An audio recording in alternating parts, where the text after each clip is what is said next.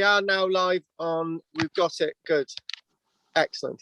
So I want to on Tuesday evening. I was looking specifically at the really early origins of human beings in Britain, and I thought the best example to do that might be by looking at the evidence at Haysborough, which is on the Anglian coast. But then again, I thought, let's look actually at Boxgrove, and we go back 500,000 years ago. And I then thought, well, there was something else thought to have been found in 1912, originally being located in 1908 by a chap by the name of Charles Dawson. And that was a Piltdown man, which Piltdown turned out to be a complete forgery. But as forgeries go, it was believed for 41 years to be the genuine thing. So when we look at Boxgrove, years later, when Boxgrove is discovered as being some of the earliest human remains to be found in Britain, that's found in 1982. The scientists were straight in there to basically say, to try and verify the results straight away, and that's what they did. So by 1993, we do actually have the earliest remains found in Britain at Boxgrove. When I mentioned Haysborough, we've got footprints that predate the evidence at Boxgrove by quite some years, but that's evidence of footprints and tools rather than actual full human remains in this context, in an actual excavated context. But we'll look at Haysborough again, but not today. So you mentioned Alice Roberts there, and I just one thing that leaps out is that there's a lot more archaeologists in the countries that could be gone to actually sort of verify and to sort of give a statement on archaeological finds being found in the UK, and I was intrigued that it was mentioned, and I didn't know anything about this. I was teaching yesterday and the day before, nothing didn't come up, so this must be really fresh. And we're going to go directly to the news, and we're going to go directly to a press report.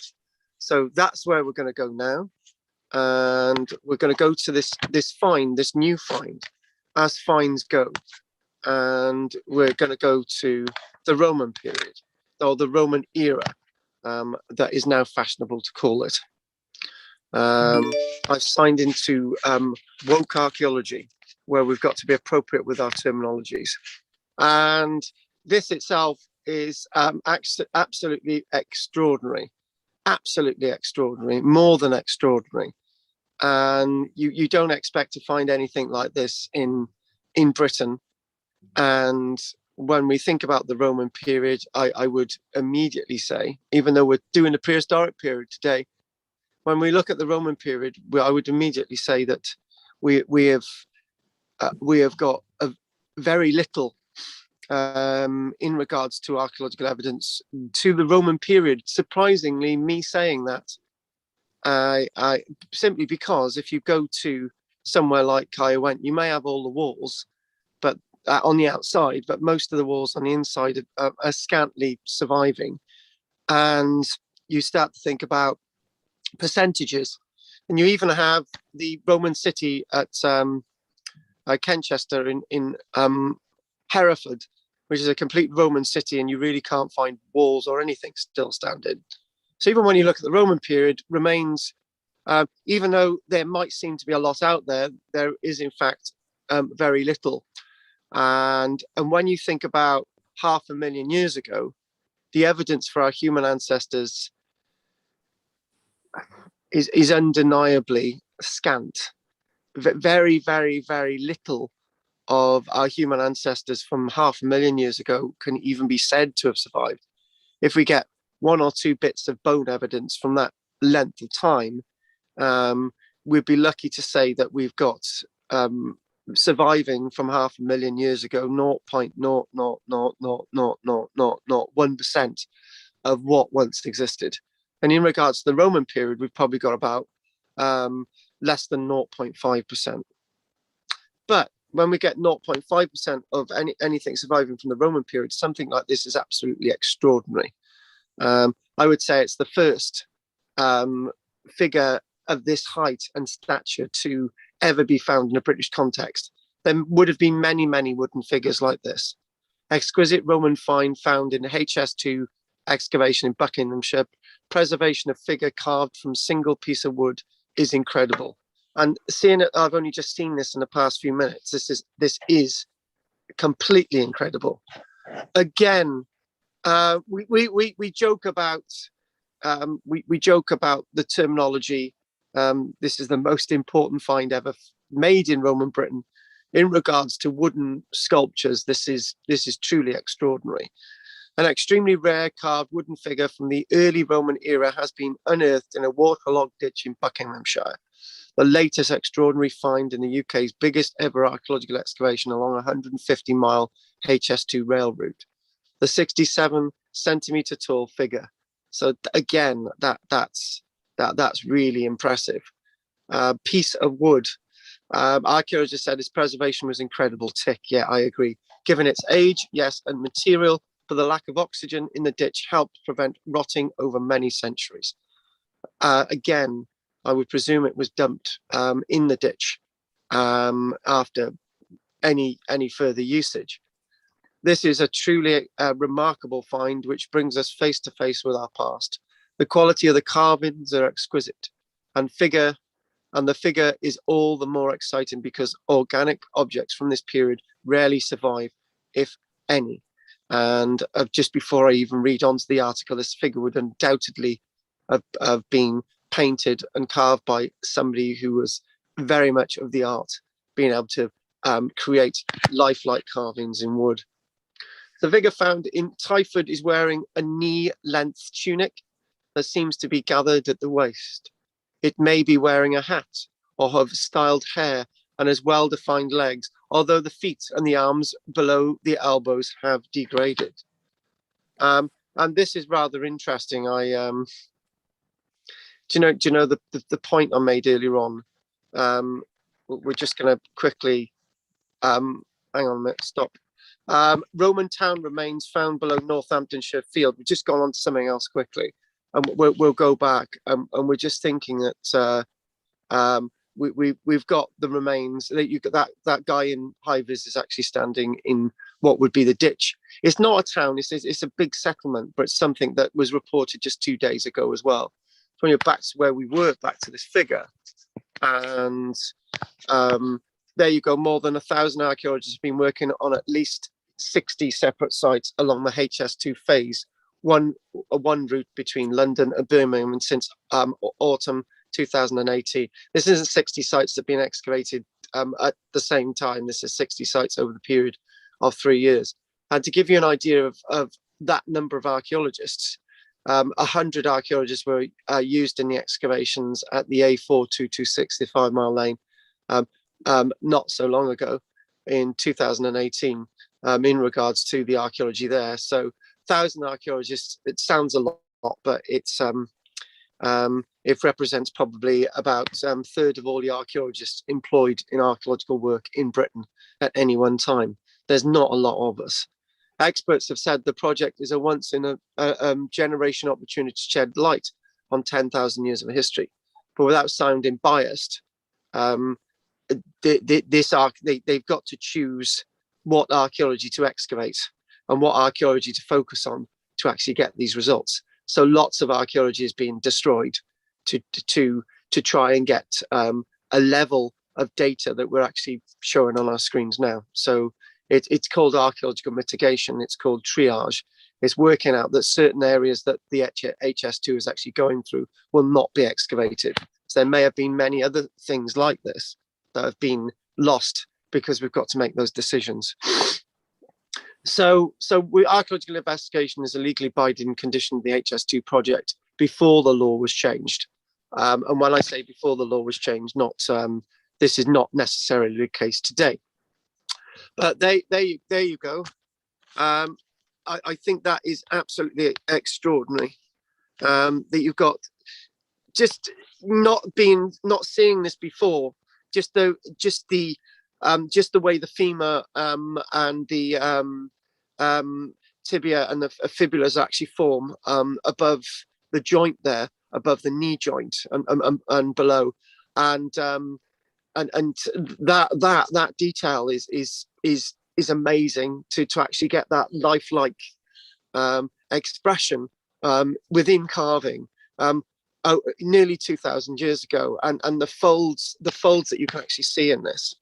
Sorry, I'm just spending a lot of time on this, but this is why we do this, and the folds, and we're looking at that body, and my God, what that would have looked like initially, and what that would have looked like with painting on it and so on. That actually, to be honest with you, carved in wood, I'm thinking maybe you wouldn't need that painted either, if you're looking at the original wood.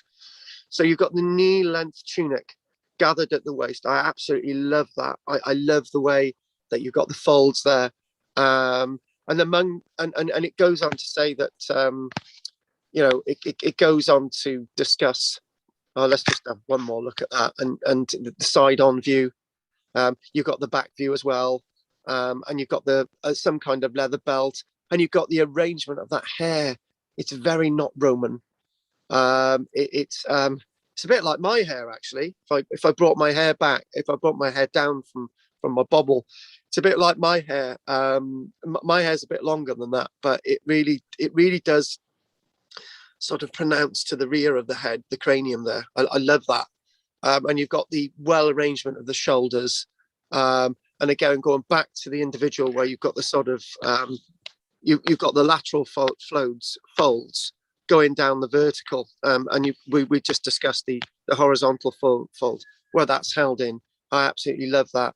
That is really something brilliant. If we're going to look at a figure like that, probably somebody in his late 30s that's being portrayed, something like that. So it goes on to other. We got those. We've got stone carvings. It mentions there not being found too long ago underneath an abandoned medieval church. We mentioned that. We mentioned this settlement in Northamptonshire. We've mentioned other things like the oldest railway roundhouse. That would be good to click on to what that is there. Here we go, roundhouse. Right, exchanging roundhouse associated. Yeah. Basically where these where everything would exchange. A world's oldest, excavated in Derby, and a turntable, centralized turntable. Love it. Inspection pits. Again, all of these things are really relevant. Even that's more recent times, but from 1837, from the earliest scale of the railways. And there we go. We're going to mention Alice Roberts there. Here we go, Mike Pitts, British archaeology, counts British archaeology. It's the fruits of Britain's thousands of years of continuous occupation and our skilled archaeological workforce. There you go, Alice Roberts. Extraordinary finds. And she goes on to say this is the biggest archaeological investigation we've ever seen in Britain, and you can't overstate the importance of it. So we had to bring Alice Roberts in there. And we're mentioning this road in Northamptonshire being 10 meters 10-meter wide road. Head of Heritage, Helen Vass. Archaeology is a double-edged sword. We wouldn't be doing it if construction wasn't happening. You can't have one without the other. We make sure that if construction happens, we record our heritage to the best of our ability, but in brackets, not all of it. Cost of HS2 archaeological work is built into the project's overall budget.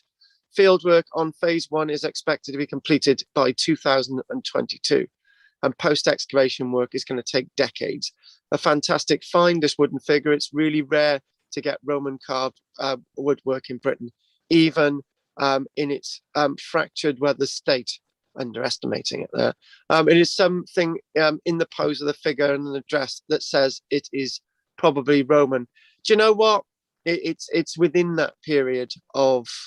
It's within that period, so we'll just call it Roman era figure. A fragment that was found broken off in a ditch will be radiocarbon dated to establish a date for the wood. And there you go. So so we'll just go on. That's just basically standard stuff. Loved it. Thank you very much for that. But now we need to go on to something completely different. Here's something completely different. And what we're going to do, we're going to look at Boxgrove. I'm going to throw in the images now.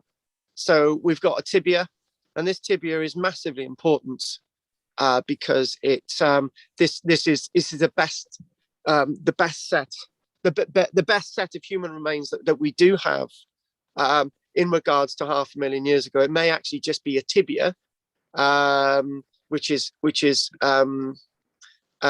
one of the lower bones. So you've got your leg bones, you've got femur, you've got your tibia, and you've got fibula. So it's tibia. That's your shin bone. That's going to take all the gubbins. And from that bone itself, even though in a fragmentary form, we've got a lot of data. It's quite bizarre, the data that we've got from Boxgrove Man. I don't know if we can remember those times when we used to watch the likes of Time Team, and they used to be able to reconstruct a whole town from the finding of a fragment of one piece of pottery. But in regards to this is quite an important bone, and a tibia tells you everything about the human body, its height, an individual's weight, more likely the sex, because there's a little bit of debate whether this is a male or the female bone, more likely to be male because of its structure, robust structure, and it's associated with a human ancestor known as Heidelbergensis. And there he is. Actually, to be honest with you, Goff, can you bear with me? Doesn't that look a bit like Jim?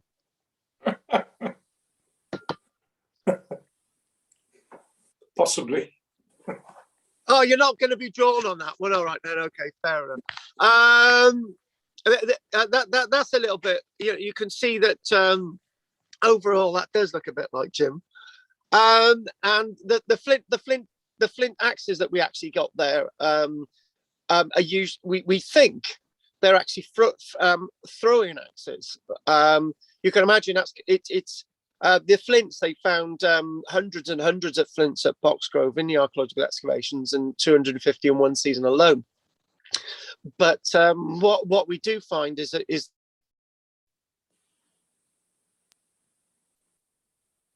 they're sharp on all the edges. Can you just bear with me a minute? I've just got this call coming in. If you could bear with me a sec. Hang on, everybody.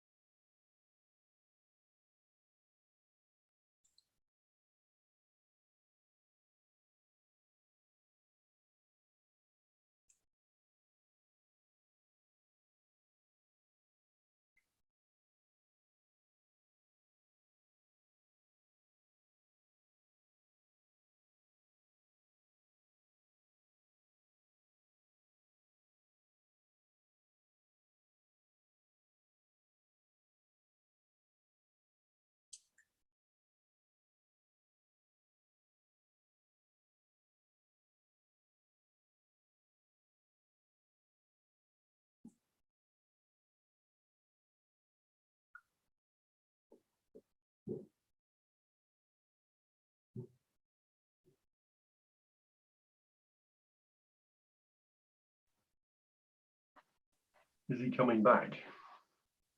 I hope so. I want my money back.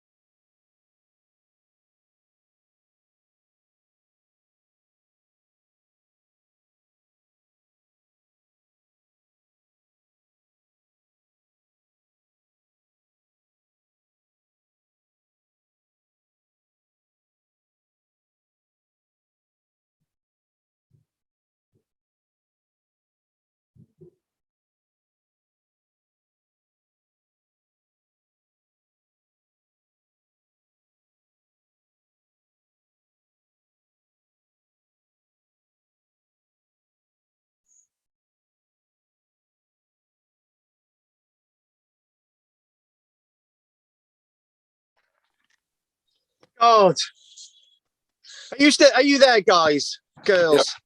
Yeah. Sorry about that. It was actually quite an important call. I do apologise. Anyway, back to where we were. Back to Boxgrove. So, getting back into the thread. I was saying earlier on about trying to really get to grips with the lack of archaeological data from the past, and particularly 500,000 years ago. But in many ways, the evidence of archaeology, the evidence of archaeological data, is reduces as soon as things happen. So, say for example, if you look at the medieval period, you might get a really nice fine castle, but it's without a roof, and it's without wooden doorways, and it's without the portcullis, and it's without the tables that had crockery on them, and it's without the floor levels, and it's without the animals, and it's without the people. So whatever we do see in regards to archaeology and history is very much limited. So anyway, back to this individual, back to the way we see the past back to the way these individuals are and reconstructed. It's very important that we get evidence like Boxgrove to actually tell us that people were actually living in Britain, were actually involved in levels of civilization at places like Boxgrove 500,000 years ago, 500,000 years ago.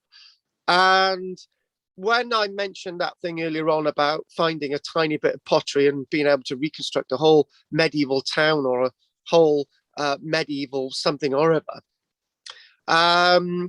it's, you know, again, the medieval period, we've got limited material, and they haven't just reconstructed this landscape from finding one bone and a couple of teeth and a few other bits and pieces and hundreds of axes.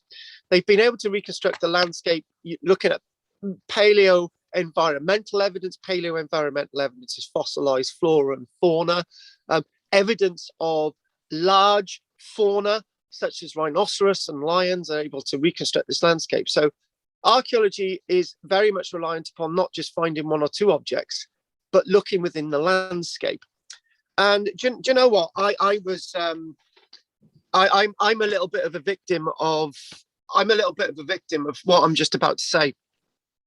When we looked at that article, and hopefully you are seeing an image of a group of people at Boxgrove at this minute, if not, shout out. When we read that article about HS2, and when I looked at this figure and I said this was painted and all the rest of it, I actually lost a little bit of the narrative, and the article lost a little bit of the narrative.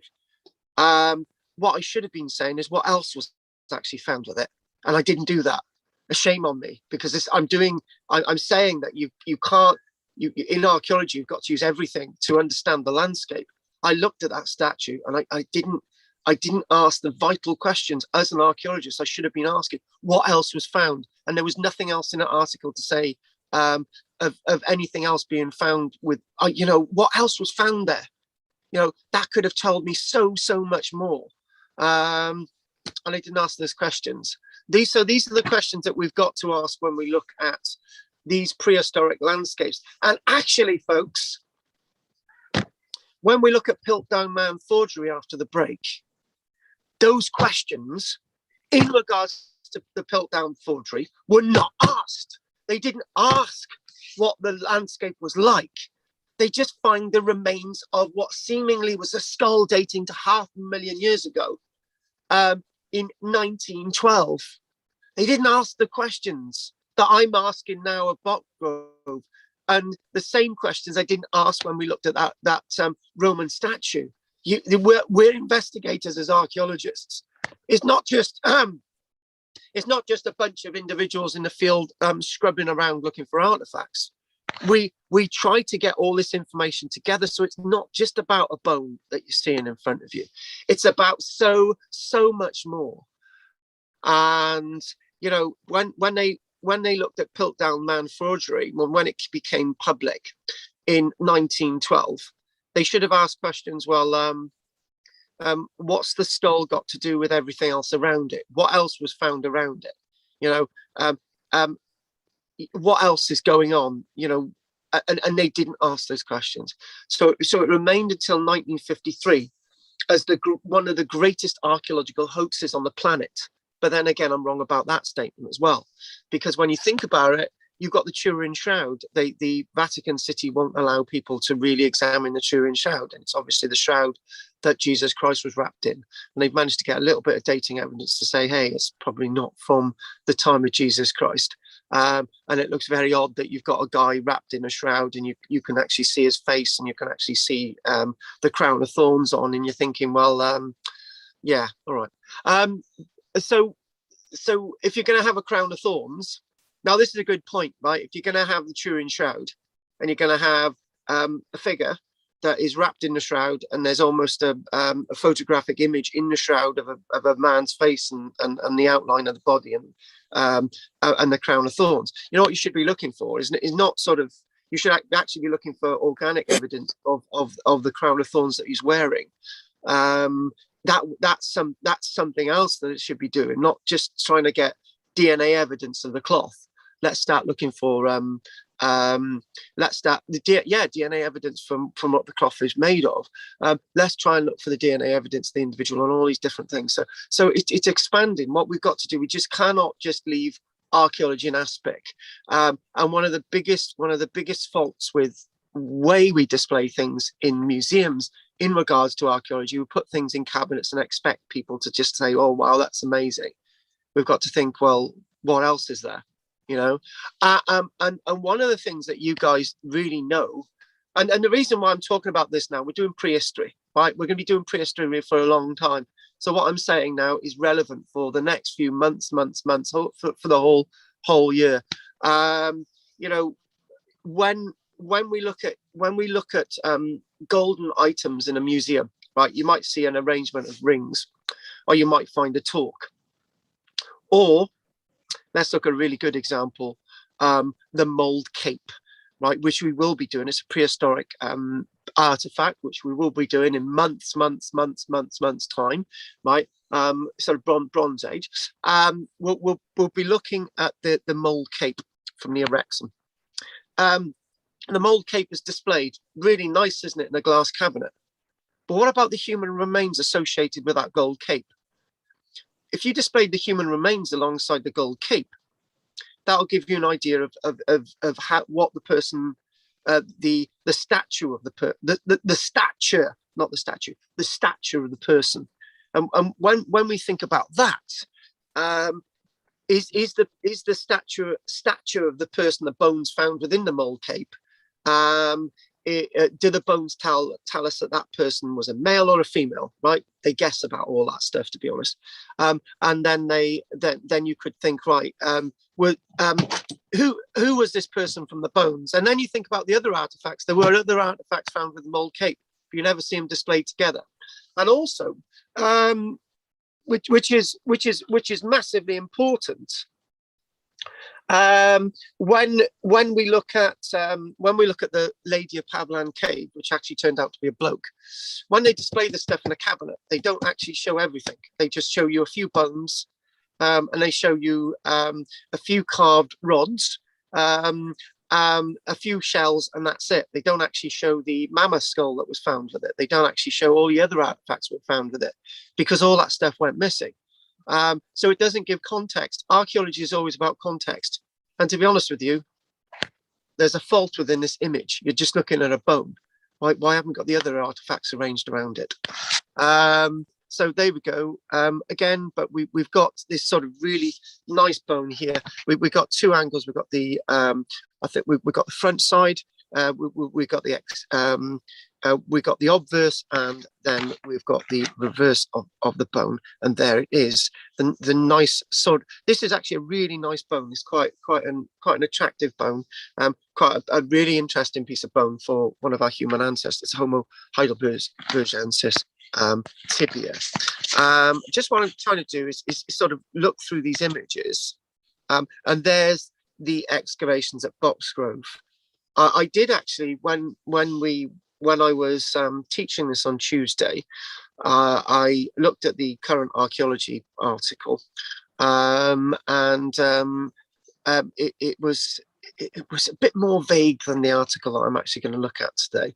But again, there is the way they're excavating at Boxgrove, and I've got to say this, that two things when we look at this level of prehistoric archaeology is everything is relevant, down to the smallest mollusk, down to the possible smallest piece of evidence that might relate to a frog or anything. It is really relevant from this period of time. But there is one slight problem in regards to understanding the archaeology as we excavate it, is that because it was so long ago, this is another point, because it was so long ago, are the rhinoceros bones that are found slightly over there, have they got any relation to the human bones that are found a few centimeters away. Is it in the same context? Is it in the same layer? As you can see, there are not there's not tens and 20s of meters of archaeology there. In fact, the archaeology, these layers are going to be slightly tight in the way they're arranged in the ground, so things can sort of overlap and thing. So whatever we do find it in connection with Boxgrove, even though we like to match it together, we might not have things completely accurate, but we try to get things as accurate as possible. You know the statement that was made earlier on about that Roman wooden figure that was found. They said that it's probably Roman. Yeah, are you two guys there? Yeah. Right, because I got somebody phoning in the background. I'm just making sure it is you guys still here. So that's good. I can ignore it. So it's trying to get everything together. It's trying to sort of make sure the truncation is right, but it's never going to be right. And the reason why it's never going to be right is what I discussed on Wednesday yesterday. I discussed on Wednesday yesterday. I basically said yesterday, I said, well, whenever we look at the past, we've got an image that we paint. So say, for example, we go to a castle, and what we see of the castle, we always think that whatever we're seeing of the castle was the way the castle was at any one point in time. But we might see a corbel up there, up in tower, and we might say, right, that corbel's associated with a beam when this castle was last used, right? And you think, well, no, maybe that corbel was used 200 years before the castle was used. So when we do the reconstruction, we keep the corbel out of it, right? So it's a very complicated thing that we dabble in within history and archaeology. We try to get things right, but it's just trying to broadcast the best piece of data that we possibly can. It's a bit like getting 20 photographs in front of you, and you've cut a piece out of each of those photographs of the same place, and hoping that when you put those bits of those 20 photographs together, all the rest of the bits have gone. When you put those bits of the 20 photographs together, you've got to try and hope that all of those bits in that photograph might be a photograph of any one point in time, but it's likely that it's not. So there we go. We've got a nice image of the Boxgrove excavations. The one thing that we will say is that you've got a figure there, and you've got all these layers. This is 500,000 millions of years worth of layers. In fact, it's not a lot, because when you think about it, and the reason why I'm making that point is it's not a lot, because when we say excavate a Roman site, you can get the archaeology, which is basically maybe half a foot under the surface, or you can excavate a prehistoric site, which has got 2 meters of earth below the surface. The point I'm trying to make is that there's not a lot of build-up of material to represent 500,000 years here. So whatever we do get, it's always sort of mixed up and truncated. Again, there we go. Boxgrove. It's basically it's a quarry. It's the gravels they're extracting. More evidence of these excavations down at Boxgrove, trying to sort of give you a really nice sort of picture. And we do believe, for example, that the evidence is that when these people were living at Boxgrove, the cliffs behind at Boxgrove were about 200 meters in height. So you can imagine that's all been eroded away. So that's all been deposited somewhere, and that material that's been deposited from the cliffs has been deposited on top of the archaeological evidence that we're excavating at Boxgrove from 1983 to 1982 to 1993. And there is one of the really important flints, one of these really important flint axes that are being excavated down from Boxgrove, and in one season they excavated 250 flints from this sort of gravel pit quarry. And what I'd like to do now is sort of get into the text that I've actually got to sort of put more of a picture on Boxgrove Man. So what we're going to be doing, there we go. One more of these axes as they're being excavated. They're quite chunky axes, and you're thinking, right, how did these axes work? Right, so this is just one point. If I miss it, right, were they thrown? Okay, were these objects thrown at an animal? Right, if they were thrown at an animal, you can imagine that's pretty sharp all the way around. It's been napped all the way around, so you must use some kind of glove, some kind of gauntlet to actually throw these things. Right. There is the other school of thought that they would have actually been hafted, mounted in wooden axes. Other archaeologists disagree. They say, well, there's no evidence that they were mounted in axes. They're too big to be mounted in axes. Where's the evidence for that? Or maybe they weren't used for cutting down trees or anything.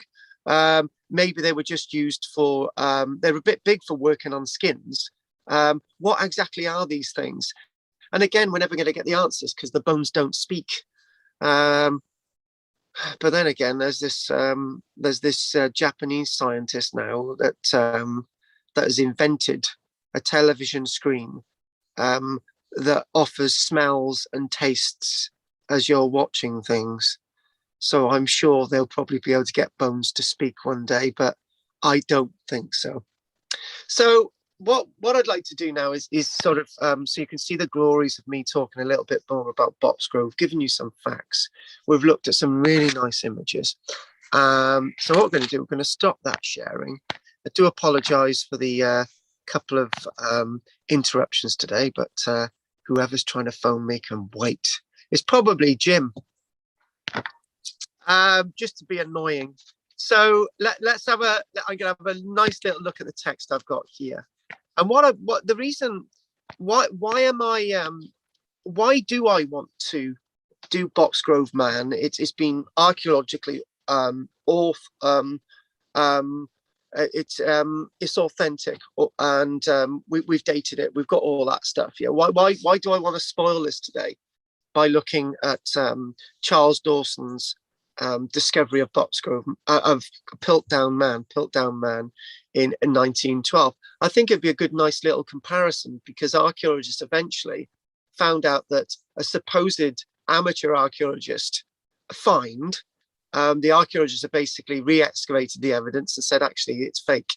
So one thing with archaeology, if we can remember back to school days, we used to be told back in school days that that when we do maths, we've got to show our workings out, right? And we can all remember that. We used to be told that we've got to show our workings out. The one problem is when the Piltdown Man forgery was being bandied around, unfortunately, there was a very little in the way of evidence to prove that it was the real thing, right? So, what we're saying is this, right? When an archaeologist excavates something, the archaeologist has to say, right, we know that this artifact comes from this because of this, and we know the layer is this, and the soil is this color, and we've surveyed areas at this level. We've got photographs, we've got site plans, we've got geophysics, we've got scientific dating evidence, we've got aerial photography, we've got this, we've got this, we've got this, we've got this, we've got this. We haven't got anything like that at Piltdown, but they've got that at Boxgrove. So the biggest thing was at Piltdown was that they should have been asking those questions, and they never did. So this man is 500,000 years old. He's found at Boxgrove, just outside Chichester, and it's a shin bone and two teeth being discovered in gravel levels. It's the oldest individual, with this type of remains found in Britain from a very old period. The flint tools were actually found associated with this gravel pit in 1982, excavated there. Not 1982, excavated there in 1993. So we're really starting to come to it, and the site itself is to be found on a flat coastal plain, several miles from the sea to the south. Well, the sea back then was probably non-existent. And basically a mile from the low foothills of the South Down, but it was dominated by 200-meter high chalk cliffs that have been eroded over the past 500,000 years. It's incredible, extraordinary that these chalk cliffs have been eroded down to such a level that those 200 meters are basically meters today, and hence we've quarried down into all that debris down below, and we've actually found the archaeological evidence. When Boxgrove Man existed, it would have been a broad grassy plain, a rich habitat for animals and early man. So this is what all the information tells us from this site. And it's very famous. It's a very, very famous set of remains. Homo heidelbergensis. So Homo heidelbergensis was a early hominid that we do believe may have actually been the missing link. That's another thing. When we think about Piltdown Man forgery, when Charles Dawson was scrabbling around in the mud, he thought, right, I've got to find the missing link, right? So this is what I'm going to do.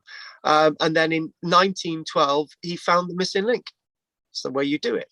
And this is the point of the Piltdown Man forgery, sort of saying, look, we've got really early evidence in Britain before anybody else, and we've got the missing link. It turned out to be a forgery. But Homo heidelbergensis, Heidelberg Man, other examples found elsewhere, watch this space. The bones themselves are basically where we may have evolved from the likes of Homo erectus, previously Homo habilis, if you want to go down that strain, Homo erectus, erect man, and then we've got and some say it's the other way around, by the way, and then you've got and then this diverges into, does it diverge into Homo sapien one way, and does it diverge into Homo sapien Neanderthal the other way, or is Heidelbergensis basically the man that is everything, right? So basically Heidelbergensis has got many more Neanderthal characteristics from other remains found elsewhere on the planet than in regards to Homo sapiens. But then again, we think that everything diverged into one sort of hominid, where at this stage, when we're thinking about when this individual was wandering the earth, that there were literally dozens and dozens of different types of hominids. Some hominids became successful, like Homo sapien and Homo sapien Neanderthal, and Denisovians, which we're coming across a lot of. Flores man as well, evidence dating from the forest dating back to about 14,000 years ago. And you've got all Peking man and all these different evolutions of hominids. Some of the more successful ones survived, and we are the divergent effect of all those hominids that survived. I believe we're a mixture of Homo sapiens, Homo sapien Neanderthals, Denisovians. I believe we are this mixture of all these different hominids, all the successful ones. But when we look at Heidelbergensis, that this could be the missing link. It might be. Finding the teeth themselves and the tibia itself, within a sort of a channel, within a sort of glacial channel, they were found close to each other, right? In this channel, in this sort of, they were found close to each other, actually a meter apart, but they are believed to be from the same individual. We're hoping they're from the same individual. They're probably not, but they're probably from the same species. So this is how we're able to sort of understand these as being from the same. We know that they're all bits of remains Heidelbergensis. So the hand axes that we've actually found themselves, razor sharp edges all the way around. And okay, what I'm going to do is actually show you this little bit of an image, and I've actually chucked a little bit of the current archaeology piece on you as well. So let's just let's see this, and then we'll go to my other piece then in a short while. So if we go here, we can just screen share on this, and we can do a little bit of screen sharing. Okay, I just want to ask a really curious question. Once we get to this image, and it's the curious question is that I had quite a full class on Tuesday. I think there was about 12. There was one person away, 12, 13 of us online. It was great, and everyone liked the lecture except for one at the end. She said, "Oh, I can't stand prehistory, but this was a really nice presentation." And I just thought, well, okay, fair enough. Thank you very much. Sometimes prehistory isn't people's bat, right? But when we think of prehistory, maybe this isn't a question, there's a statement I'm making. When we look at prehistory, there's so much we can learn and understand. When we get to Roman archaeology, when we get to medieval archaeology, there's so many experts saying that this is the way it is. It's not, but this is the way it is. It's bloody not. Unfortunately, the argument sometimes can be pushed in the way experts want to be. Right. For example, people in Cymru, Wales never built castles. Yes, they did. But some Norman experts can say, no, they didn't. But they did. Oh, yeah, but we wrote the history. No, they didn't. Right. Unfortunately, nobody wrote the history about prehistory. So what we've got is a wonderful palimpsest of archaeological evidence. So there we go. Within you got it's 250 hand axes in one season found. So they've got hundreds and hundreds of axes. This is one of the hand axes, and look how sharp that is. It's razor sharp all the way around. How did this work? I've tried to explain how it worked earlier on, but it's difficult. If it's sharp on the plate that's going to take the pressure as you're pounding it against something, then surely that could even cut through sort of a leather glove or gauntlet or something. What's going on here? Even when you throw it, it could serrate your hand as you're throwing it. What is actually going on? What are these tools about? Amazing, but we will never know. But there's hundreds and hundreds of them. They're associated with the remains of lions, bears, rhinos, deer, frogs, birds, and voles. Oh, we go on to voles in a moment. I wanted to go. I wanted to sort of go on to this little bit of current archaeology thing, the later bit of this piece, which I'll just basically share on the screen. So that's what I'm doing. So I'm gonna show you that there, right? This bit, and then we're gonna go to that, and then I'm gonna read out my other notes, right?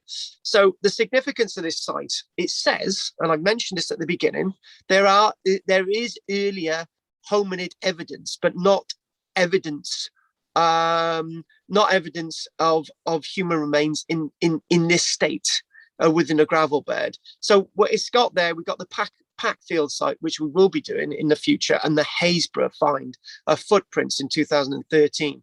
Wonderful bits of archaeological evidence that predate this find. The Haysborough evidence isn't sort of is a little bit more truncated than this, even though it's earlier. So the Boxgrove evidence is the real earliest human remains in situ that we've actually found in Britain. So there we go. There we go, the tibia. It's a bone that doesn't rely upon tooth evidence. Basically, what usually survives from this period is teeth and bits of jawbone. But in this, we've got part of the remains of the lower being. So again, we'll look at the Haysborough site, discovered in 2013, and Packfield, found in 2005. I found this very interesting, and we don't sort of visit this bit again. So the presence of the voles on the site meant that the so-called vole clock could be applied to date the site. This is a method by which sites can be tracked and dated against the rapidly evolving vole. Vole dating evidence. I've come across this before. Finding a vole gives archaeologists the ability to date sites that are unable to utilize radiocarbon dating due to their significant age. So, you can't use radiocarbon dating beyond about 50,000 years ago. This is 500,000. The vole teeth at Boxgrove revealed that the site dates to a period before the Great Ice Age, the Anglian Ice Age. 500,000 years ago. So basically, so the vole teeth reveal that the site dates to a period before. So in other words, where you find vole teeth, the human remains date to a period that there was ice on, that there was ice evidence above it, right? So they date before. There's lots of evidence of an ice age, a very heavy ice age. So that undoubtedly dates the archaeological evidence 500,000 years ago. So the ice age above, the Great Ice Age above, is going to leave telltale glacial evidence that is laid and deposited across the landscape, which we can actually date from other archaeological evidence on the planet. Even sort of looking back from the likes of ice cores and even the likes of volcanology. Have to get the word out there, volcanology. So we can work that this archaeology dates to at least 500,000 years ago because of the humble little voles. And those humble little voles, we know that they're evolving over 500,000 years. So these voles themselves are a little bit different from voles after them. So again, the vole evidence is very, very important in trying to understand the dating of the archaeological site, of the archaeology. And you might think that maybe the evidence at Boxgrove might be a bit older as well, but it's definitely from 500,000 years ago. So this is why we're looking at this. So what I'm going to do now, I'm going to cut my little bit of screen sharing there again.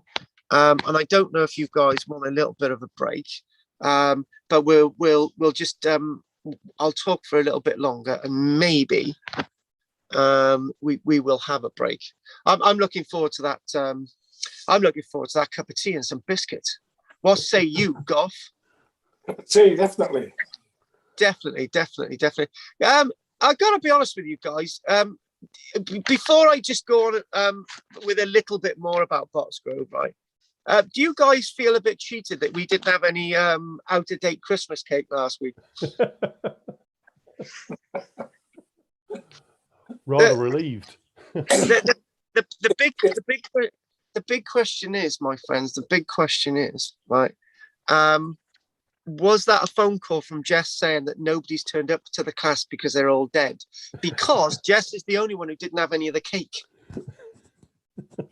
The Lantwick Major class became the bake-off class rather than the archaeology class. I gotta be honest with you. It did dominate. The problem is, I usually got there just around 1:30 because of my train, right? So I usually get there about 1:30. It used to be that how many there used to be a book on how many minutes I would be late. One week my train didn't turn up, so I was an hour late, and I think Kathy won that one.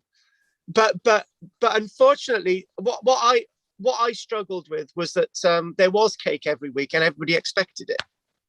I didn't, and that becomes a problem then. And then people got competitive, and then people started to bring other food.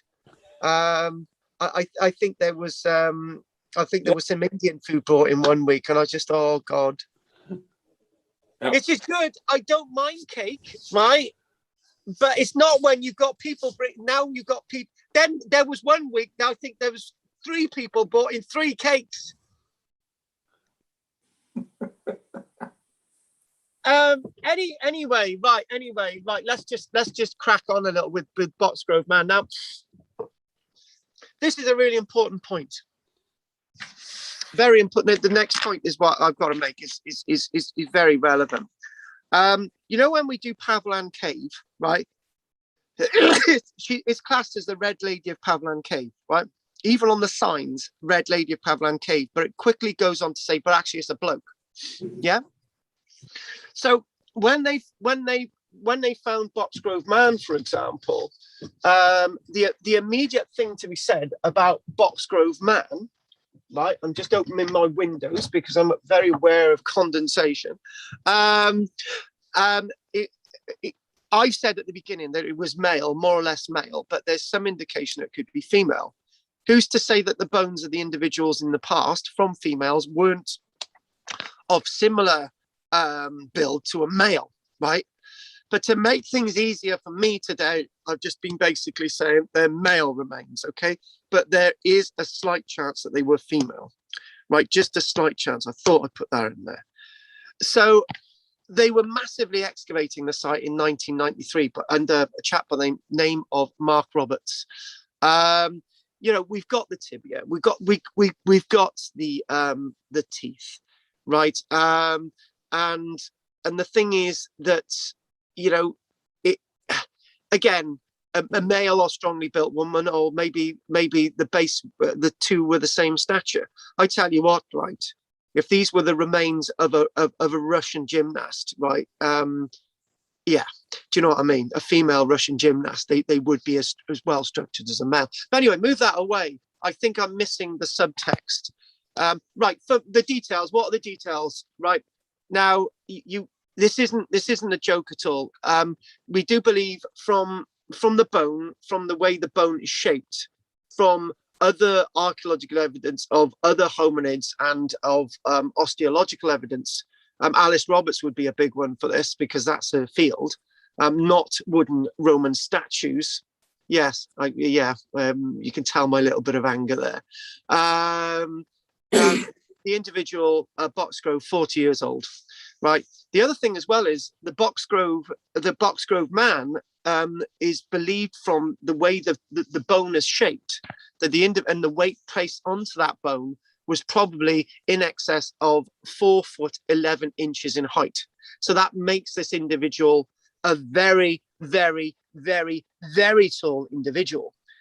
Next week, for example, we look at the Leakey's work in the Olduvai Gorge in Africa, right? And most of the hominids found in Olduvai Gorge in Africa dating back 1.5 million years ago, and from this period, are quite small or quite slight. Like Lucy, for example, was found near Lake Tanzania. I'll probably need to fact check that next week. But when they found Lucy, she was a small individual. Right? I know she was a much older ancestor than this one.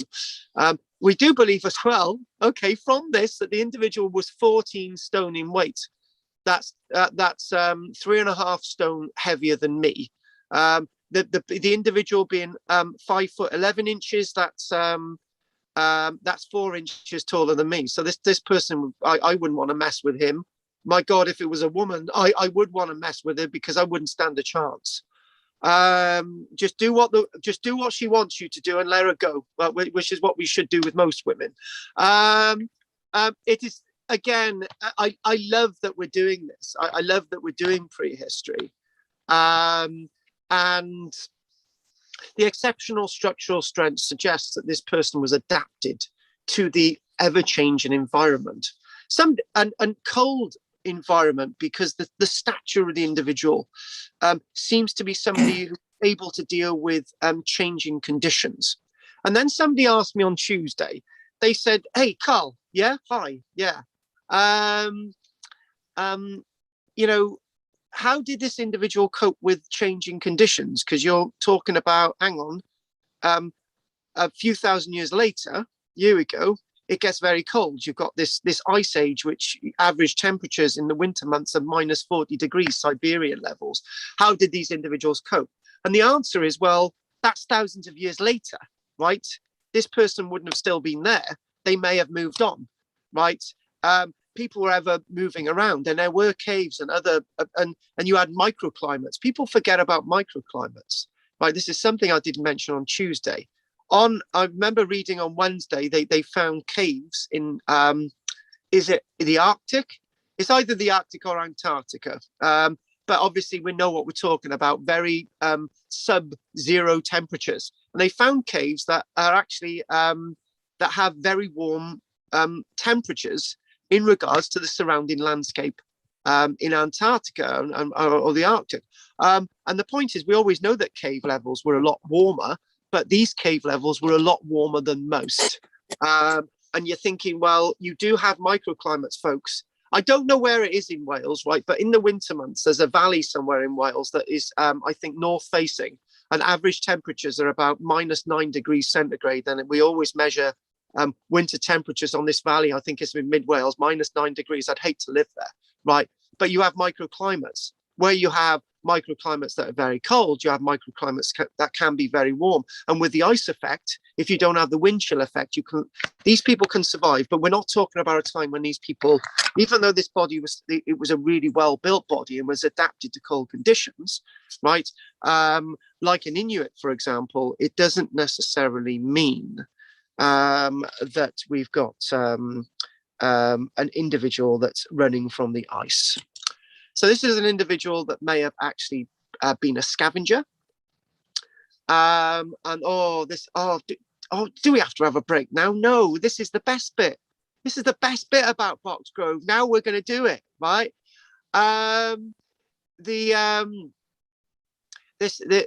What we do see is that on the teeth, that there are scratch marks on the teeth, suggesting an eating technique. So there's wear on the teeth. This is where Ellen would come into it. And apparently she's threatening to come back off. Anyway, so there's marks on the teeth suggesting an eating technique in which food was cut with a tool whilst gripped between the jaws. Right. Okay. That's a bit too much, right? That's a bit too much inference, right? But we've got evidence of obviously some of their scavenging activity and hunting activity, right? And one of the things is this. Is that when we're looking at some of the animal bones, right? That there's evidence to say that those animal bones were our food. Yeah, but guess what, folks? It's there. Love it. The tibia that's been found, there are actually teeth marks on the tibia. Right? I love this bit. This is evidence that he or she was scavenged as well. Was the individual scavenged by an animal or a fellow human being? And you know what I'm going to do? I'm going to say a fellow human being, right? And why do I say a fellow human being? Let's just get that in there, right? The reason why I say a fellow human being is that years ago, when I used to be invited to Women's Institute groups, and I'd never be invited back for what I'm just about to tell you, they would say, what's your most shocking best lecture you can tell us? And I say, well, I'll do this one. And the lecture was a journey from say Lantwit Major. So if I was doing the Lantwit Major Women's Institute, I'd do Lantwit. If I was doing the Gower, I'd do like Oystermouth, and I would say over to Minehead, right? And I'd say a journey 30, 40, 50,000 years ago, or 30,000 years ago, to link in with the evidence of Pavlan Cave. And I would say that you would have a group of people, a population, a group of people back then. To be manageable, you had to have at least 15 people in the group, right? And the reason why I said 50, 3 or 4 people are not going to survive by themselves, right? It's not going to happen, right? It's like a British Army platoon. I do believe a British Army platoon has to have 18 members, not the American 10 or whatever, or what have you. And basically, you've got to have a minimum number, right, to survive. When a person in that minimum number dies, within the frozen tundra conditions of the Bristol Channel, right? Again, this lecture was usually an hour long. You cannot leave that body there on the surface, right? You do not have the tools and ability to dig into that really thick tundra. So the tundra itself, even in the summer months, you've got a bit of grass and mosses, and then about an inch below the surface, it's solid, right? So you're going to be wasting time burying the body. And the other thing as well is there ain't stones around the Severn estuary to actually bury the individual. So the best thing to do is to actually eat the individual. The reason why you're going to eat the individual, your family has invested in that person's protein buildup. That person is invested in you, but you've invested time in keeping that person alive. They might be elderly. So the best thing that you can do is eat their flesh. And seeing that I've actually tasted monkey's brain in the 1980s, maybe if monkey's brain is the same taste as a human brain, right, and the proteins, it's quite a nice taste. But then again, I've only had monkey's brain. I've not had human brain. But the point is, you as a family have invested in that person. You're going to eat that person for sustenance. But there's another key reason why you're going to eat that person. Your family is going to be followed by other beasties, like wolves, like a big hunting lynx. You're going to be hunted maybe by a bear. You're going to be hunted by animals that we don't know existed in Britain yet, which is going to be another lecture. In the future, we're going to be looking at extinct animals that once existed in Britain. Now, if you allow one person to be left there, those wolves are going to feast upon the body, right? And then when the wolves know that you've left a human being behind for them to feast upon, they're just going to keep following you. They're just going to wait till the next person dies, or then they're going to get a bit bold and take one of your children, or take somebody that is elderly, or take somebody that's infirm. Like, I don't know if we've done it for a while, because I know I've done it with my Wednesday evening class, like Shannon Man, which was excavated in 1956 from northern Iraq. That individual was infirm, was a Neanderthal, and dated to, and was 50 years old when the person died. He was looked after.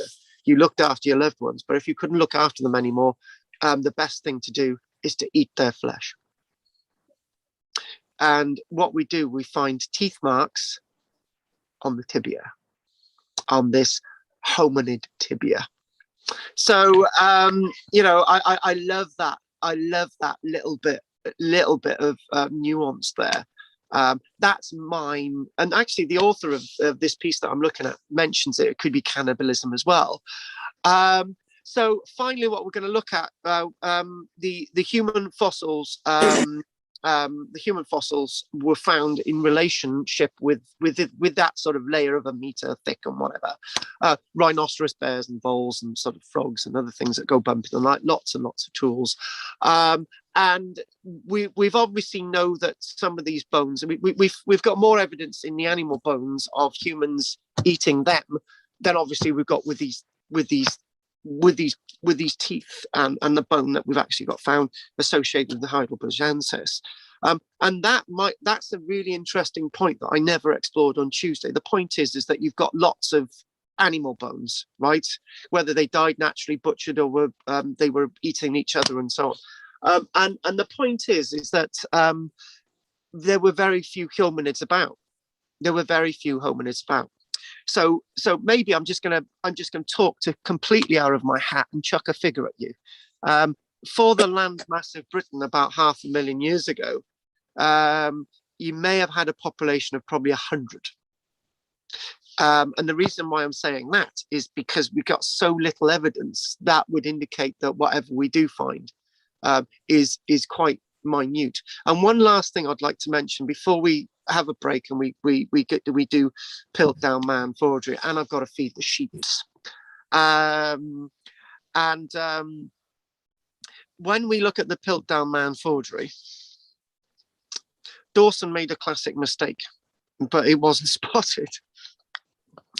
When the Royal Institute, the Royal Geological Institute, was presented with this find, and there was an expert at that time called Arthur Keith, who believed, and there's another expert called Woodward who actually believed in what Charles Dawson was presenting.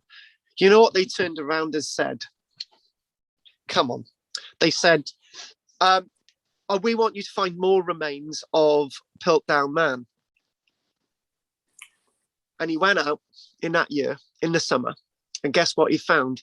More remains of Piltdown Man 2 miles down the road on a completely different site, on bits of skull and bone that look very similar to the Piltdown Man remains. found in 1912 and 1908, right? So the point is what we're saying is the Geological Institute said in 1912, oh, we need more evidence, and he goes out and finds it. Just basically 2 miles down the road at Piltdown.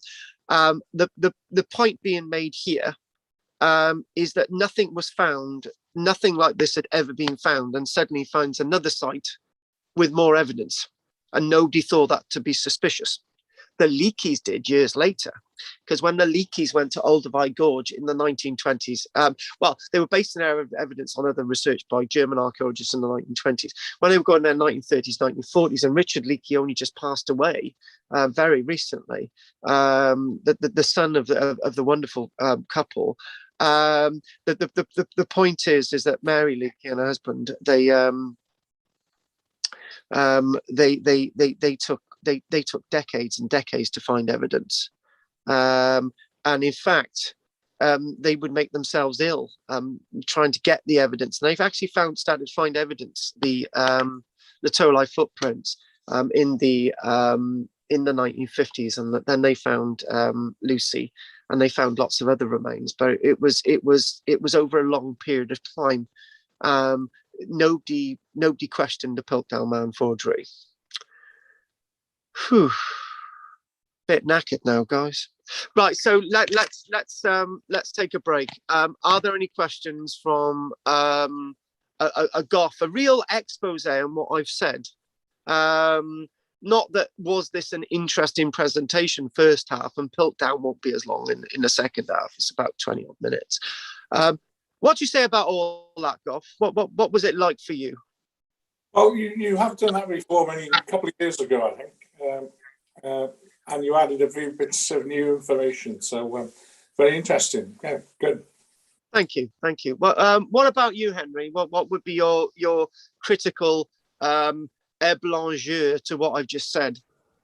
Really intrigued. It's something I haven't really looked at before, so that's a tick in the box. Obviously to expand your knowledge. I find it quite fascinating that how they actually even found this site in the first place. Now this is an interesting thing. It was now I've got to be very careful in what I'm about to say. Piltdown was actually found in basically a gravel beds, right, in 1908, 1912.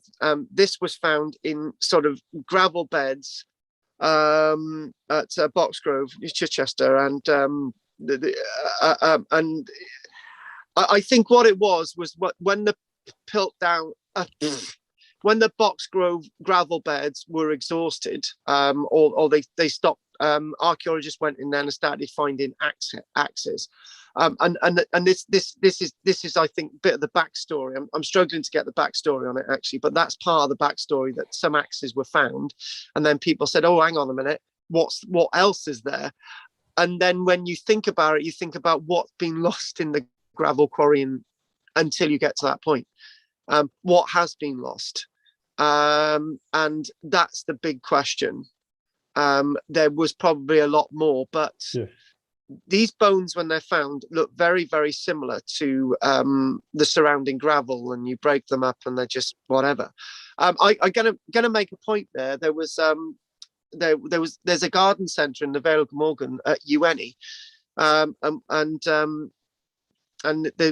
we used to have a shop next door to the garden centre back in 2004. And next door to the garden centre, and the lady come in one day. She said, she come in covered in mud, and she said, "Oh, look at what's in my peat bag," right? And it was an iron object, and it took me a couple of minutes to try and work out what I was actually looking at. Right, it was an iron object in the peat, and the peat had actually come from Ireland, right, from peat bogs in Ireland. I couldn't really make out what the object looked like. It was a bit like an iron nail, and it could have been anything, right? But even then, when I'm looking at an iron nail in peat, I couldn't really work out what I was looking at until I actually picked the thing out and I was shown, right? Because she had a customer come back complaining that there was bits of iron in peat. But anyway, the point is that even in that situation, unless you're looking for it. Even when you're looking for it, you're not going to see it. And actually, the archaeology they're looking at is the same color as the surrounding soil around, even the axes as well, because the axes themselves, what you get with chalk, you get flint. Yeah. So if you're not an expert, the flint axes are going to look very similar to, and that was, yeah. And the other thing as well, I tell you this little story. I've told it before, but we just paraphrase it. We were at a conference back in whenever it was, 1998 or 9, in a place called Lambad in Fynydd. This guy come in he come in with trays and trays of artifacts, and they were all bits of stone that were triangular shaped, right? And he put them on the desk and he said, "Oh, look at these! I've been collecting these. These are all arrowheads. They weren't flints. They were just stones that were triangular shaped." And I had this flint knapping expert next to me, right? He was no longer with us. He passed away a couple of years ago. Quite a big expert. And he turned around. He said, he didn't say anything. He let me deal with it. And I said to the individual, "Oh, some of these could be shaped by human beings, right? They might be." And he said, "Oh, that's wicked." And then he came in with about 4 other trays of these things that we had to look through, right? The point being is that he didn't have anything that was remotely, but I was just trying to encourage him to keep looking for things, and he probably kept looking for things forever, right? Because of me, right? But I was just trying to be nice because he'd done all this collecting of these triangular things.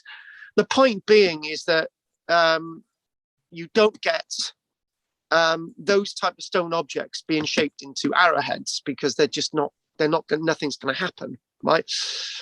But when you get a chalky landscape where the flint is discarded and used for lots of different things, it's going to be very difficult to work out what you've got, right? And when you go into, I've been up to West Kennet Long Barrow, right? And there's flint everywhere. And the barrow's partly made out of flint.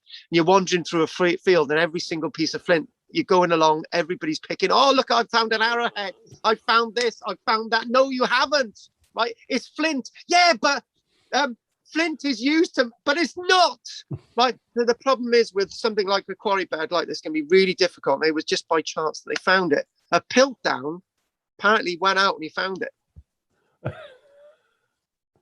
Right. So in other words, you know what it's like. I know I'm speaking about Goff, right? He goes out, he finds a woman, right? Because he's really attractive. But the likes of me, right? Women have got to come to you, right? The archaeology's got to come to us ugly people like you and me, Henry. I speak for myself, right? So, do you know what I'm trying to say? Yeah, I understand. Like, yeah. So all that time I'm spending looking at stuff in the fields when I'm walking, don't bother. Well, yeah. The problem is, right? This is the archaeology comes to you. Do you know when you're wandering down? Does this happen to me when I was when I didn't have a lot of money years and years ago, when I was living alone in a flat and I was divorced and all the bloody rest of it, right? I would some days when my children would come over, I would be I didn't have any money, right? And I was loath to borrow any off anyone, right? And I would deliberately go down the streets looking in the gutters, looking for change. I'd never find any, right? Every time when I would find, one day I went opposite where I was living in Barrett. I went across the road and I said goodbye to somebody, right? And I remember thinking, "Oh God, I wish I'd gone out and bought chips for us today," and I didn't. And I looked down at the floor. There was 10, 15 quid in pound coins and stuff that had been chucked out of a ashtray in front of me, right? It was there. And I thought, bloody hell, why haven't I found this earlier on? You never ever find it. It never happens that way, right? The love of your life, right? I'm going to speak to Goff. He's been looking for a good woman all his life and he's never found one. And now he's with the love of his life and he probably found it by accident. You did find it by accident, Goff, didn't you? That's the way we're going to leave it. But usually when you're looking for things out there, when you're looking, you never find them. But then you find them by chance, right? And this is the way things happen. Anything else you want to ask before I die? No, come and have a cup of tea. Yeah, I'm having a cup of coffee now, love. Right, we'll do 10 minutes, and I'm gonna work out what that annoying phone call was earlier on. Okay then. What we'll do, we'll stick an image up here for 7 minutes, and we'll come back. So we'll just do a bit of screen share, and let's put an image of me up and just sort of maybe you don't want an image of me. No. Right. Oh. Okay. Right. Here we go. Bum. Ba, ba, ba, ba, ba, ba, ba, ba. There it is. Got it. I would say an improvement, but anyway, enjoy your cup of tea. I got to go and feed the sheeps and the cup of tea. Right, okay, good. Should I know better? I wish you'd understand. What the hell was this phone?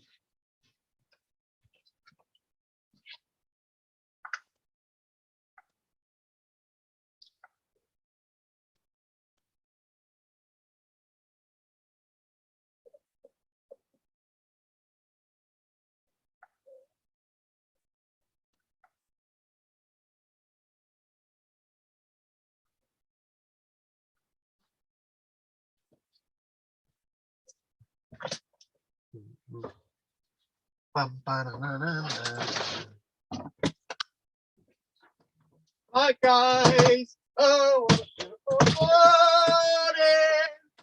Oh, what a beautiful gay day!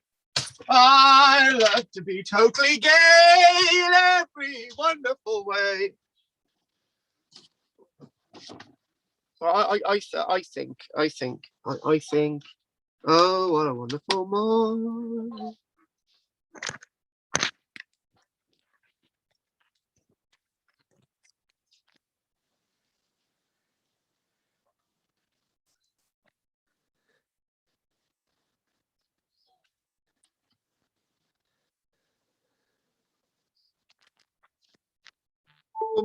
Right, okay, that's that.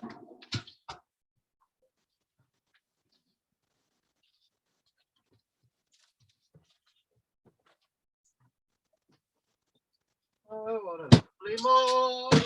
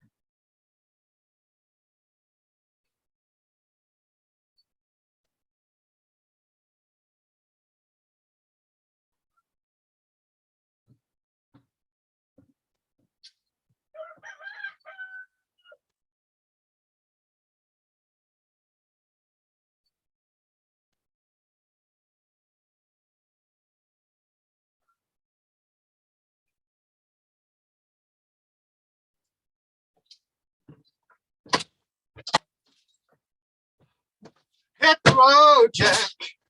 Are you still there, boys? Hello? Hello? Hello? Hello, shoes. Hello. I'm sorry. Hello? How are you? There's nothing wrong with a bit of gay abandon, okay? Speak for yourself. What do you mean, speak? Look. How are the ghost walks going? Well, we had one on Friday. There was a dozen of us on that one, so that was really good.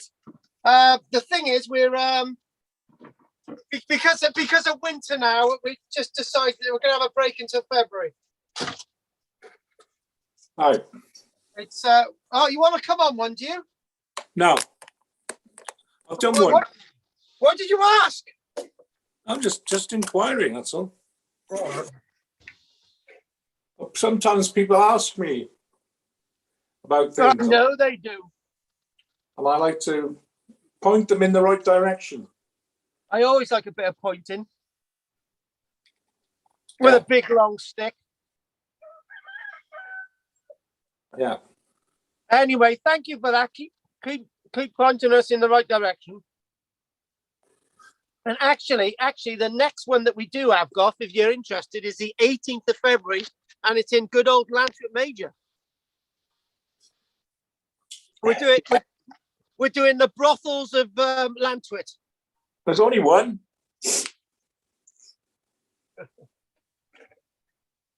I don't know anything about brothels, Goff. Yeah. There's one in Lantwit. Where's that then? Ah. Information is monies. Oh, right. Well, yeah,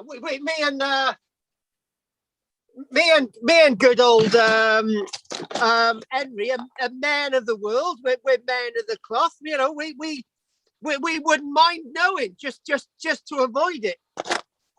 Well, I mean, Wick is a den of iniquity anyway. I mean, you don't need a brothel there. It's just a den, isn't it? You know, when you think about it, it's just you can't get any more sort of sordid than good old Wick.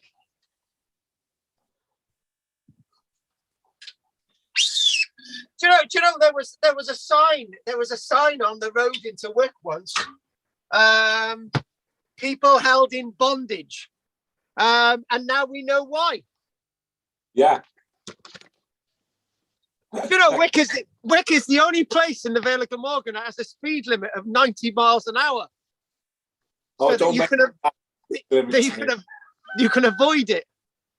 I spent 10 years trying to get us new signs in Wick on the main road from the council. 10 years it took us. Terrible. What was speed limit? Yeah, well, we used to live on the main road coming in. Right. Yeah. You know, like you've got that long stretch of road coming out of Wick or into Wick. Oh, from St. Bride's? Well, no. Well, both ends really, but the one we lived in is the bit coming from Lantwit, the first bit. Oh, right, so yeah. A long stretch of road. Yeah. And people they totally ignore the road sign. Like living in Wick, or that's why you moved out? Well, I lived in Wick for 25 years. I had to move because I got divorced. I had to sell the house. But we had the first farmhouse on the left as you're coming in, well, the bend. And I had the field. Oh, on the bend. All right. From yeah. In 1 year, I had 3 cars in the field on their roofs. I used to call it the Golden Wall. I made a fortune out of that wall through the insurance. Did you? Yeah. 3 people in a year. Took the bend and just carried on straight into the field. So, what didn't the insurance policy company put? Oh, yeah. Yeah, insurance pay, that's what I mean. But the wall itself has been built 3 times. Rebuilt. But you know what insurance Right, you always had a bit on, didn't you? Oh, no, you don't do that. You're honest.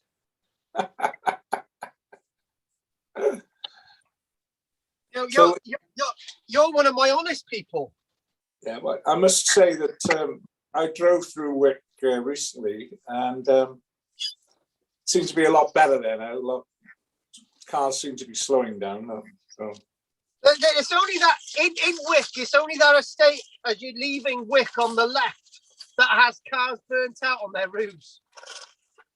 Yeah, since that estate's been built, it's changed the demography a little bit. I tell you what, people who live in that estate are nothing but people from England and Ireland. They're just all foreigners. Do you know, who are you calling foreign? I didn't think you were even on. All my old friends that live in Wick, they complain about the people on the estate because they come into the village, the old village, and with their dogs and they shit everywhere. There are too many dogs here. Even Henry's dog goes to toilet everywhere, and he doesn't even have a dog. So go to the cricket green. They walk the dogs to the cricket green in Wick and crap everywhere. Apparently, I don't know because I don't live there anymore. But I'm sure Henry's not one of those. No, Henry just doesn't go to toilet everywhere. No. So we've had this image up for a little while, and we're going to go back. We're going to go back to where we were. That looks like Jim. Oh no! I gotta be honest with you, right? That was not only nasty, but that was just uncalled for. That, right? Because Jim looks nothing like this because the skull is too advanced.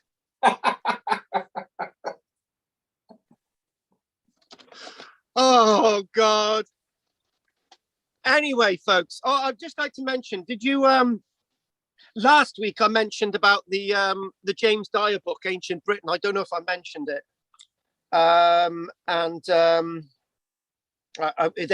£5 a pop, and we're just getting them if people want a reference book. So if you want a copy of James Dyer's book, just let me know. Okay. Anyone? Yep. You want a copy, do you? We'll go for that. I know Goff won't because he's too tight. You didn't want a copy, did you, Goff? No, do they do it in an audible version? No, actually, weirdly enough, I think they do.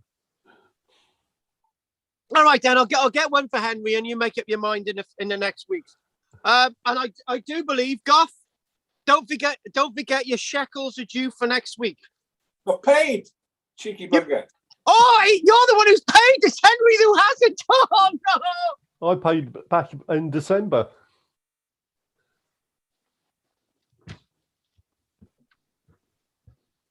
Where's he gone? I paid on Monday. Oh my God, I think he bloody did. What? I really put my foot in it now, haven't I? You have. Yeah, I could have gone. Remember, I sent you the text about the bank account. You both paid. You both paid. Oh my God, what an honor!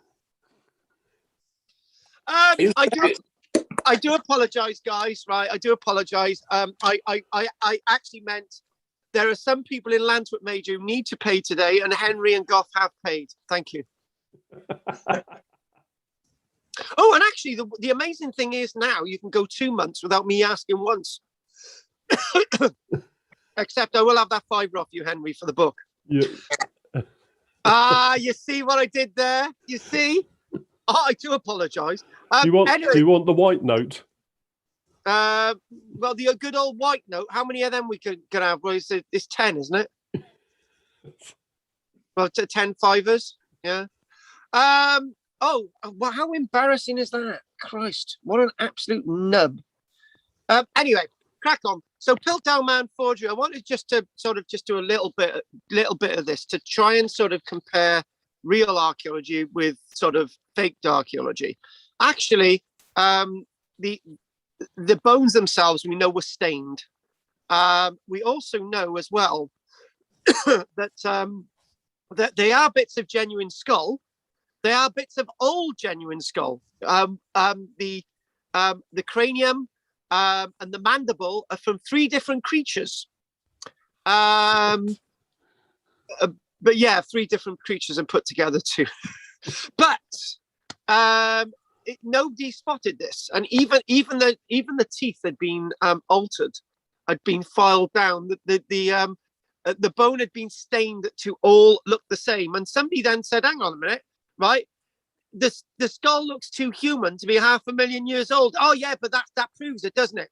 Humans have looked like this for 500,000 years, and it's just like what they were saying. The skull itself, the back of the cranium looked very humanoid, and the front bit looked ape-like. But then they said, well, how did that happen? That we've got this massive brain capacity, right? And well, all these questions, and nobody ever really sort of got to grips with it. So here's the gang. There's the experts, and there is Charles Dawson, the one standing at the back underneath the picture. And there's the experts sort of looking at this and trying to fathom out its genuality. And all those experts there were either in on this hoax, or only one knew it was a hoax. There is the other thing that Charles Dawson probably, he discovered this, and somebody had paid a jib on him. So when you think about it, that would have been the sort of reconstructed skull. It does look like anyone wandering through the streets of Barry today, may I add, which is quite civilized. Basically, what we do find, we have 3 separate components, and there you go. This is what they were saying. They were saying, hang on a minute. The skull on the right is sort of a modern sort of hominid, and the one on the left isn't.